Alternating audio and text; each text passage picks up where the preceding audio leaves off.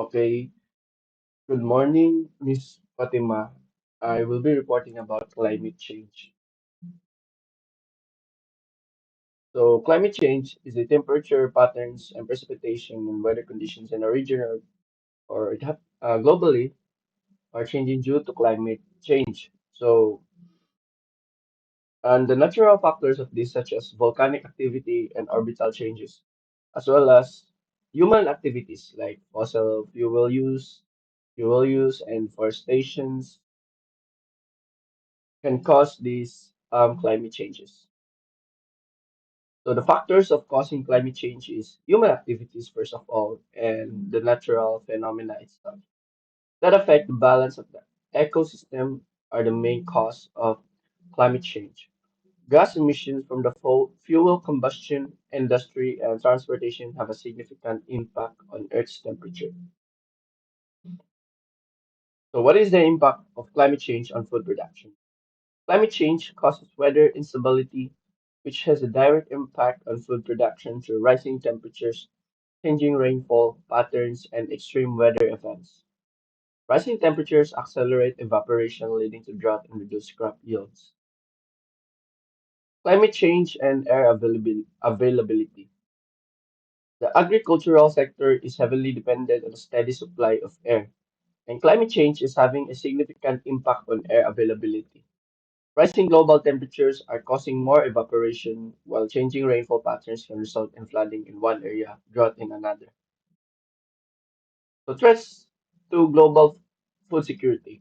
The increasing frequency of extreme weather events such as droughts, floods, and storms that damage our agricultural land is a serious threat to global food security.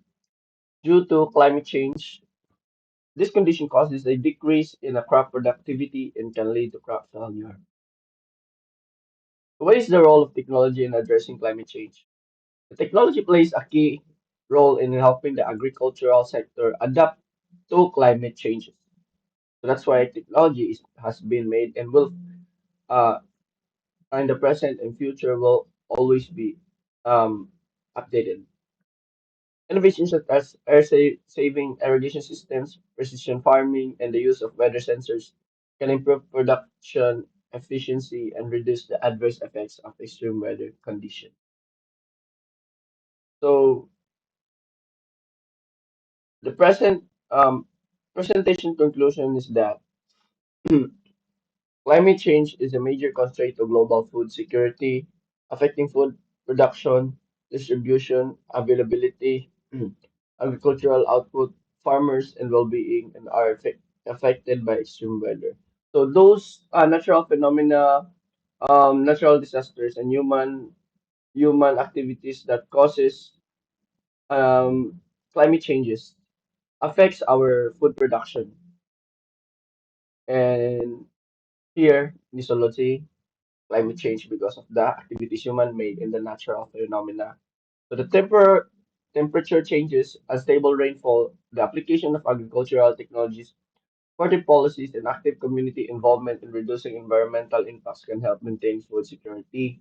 That's why I picked this topic because it is very serious, and I know that it's been raining a lot these past days and past weeks, and food security is not doing that well sa ato ang country. Why is climate change important? Current and future effects. The risks posed by climate change are not distant future problems. They are observable today, affecting lives, economies, and natural systems globally. Societal change. Climate change poses some of the greatest scientific, policy, and communication challenges to governments and societies, demanding international collaboration and local action.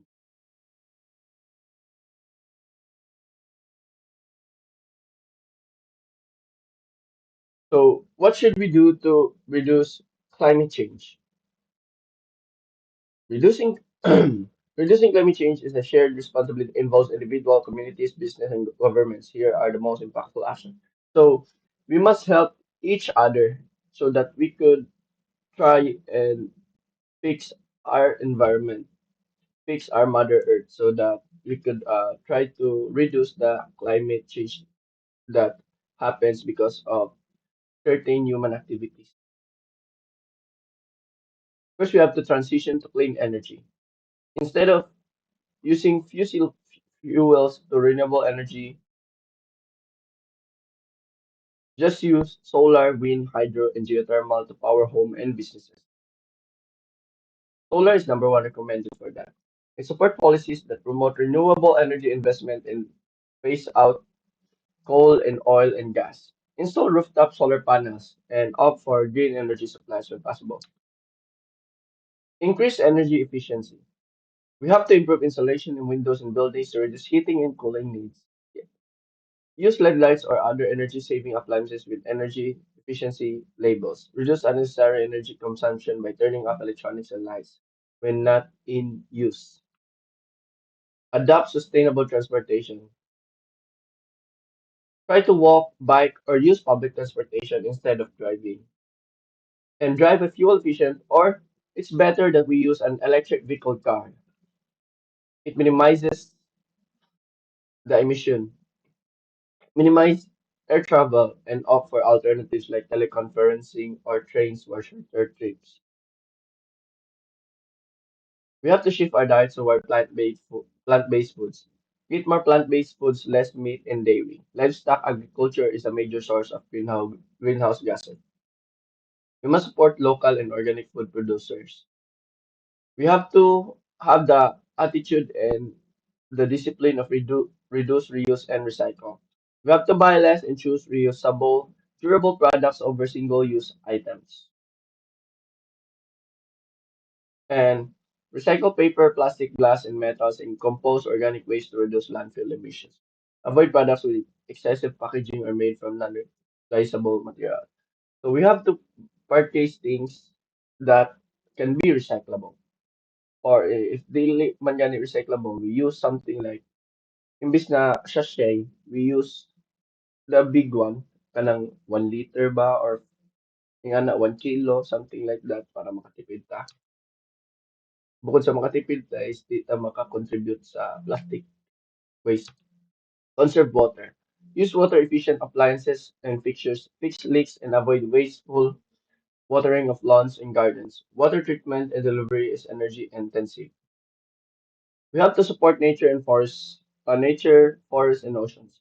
We must plant trees and restore natural habitats to absorb and store more carbon from the atmosphere. Protect and restore forests, grasslands, wetlands, and oceans which act as a crucial carbon sinks. Advocate for protections against deforestation and overfishing. Advocate for policy and systemic change. Vote for leaders and policies committed to strong climate action and emission reduction. That's number one. Kay government can really do a thing. Support international cooperation such as the Paris Agreement or robust climate laws,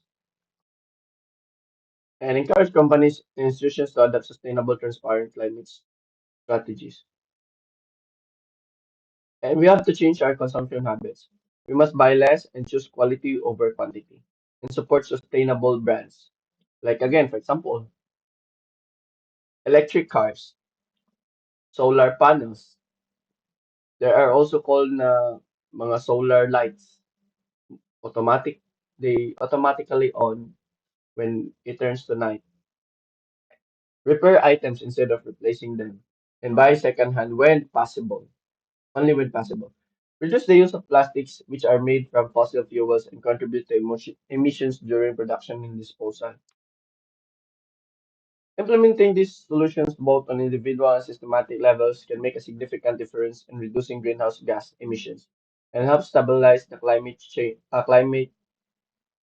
change. And every action counts, especially when multiplied across communities and nations. So always remember that we as a person, we cannot change or fix our Mother Earth with just only a few of us. We must help each other, people, those who owns business, governments, all of us. We must help each other and try to treat our Mother Earth better so that our future generation can be safe on inhabiting and using it. Thank you.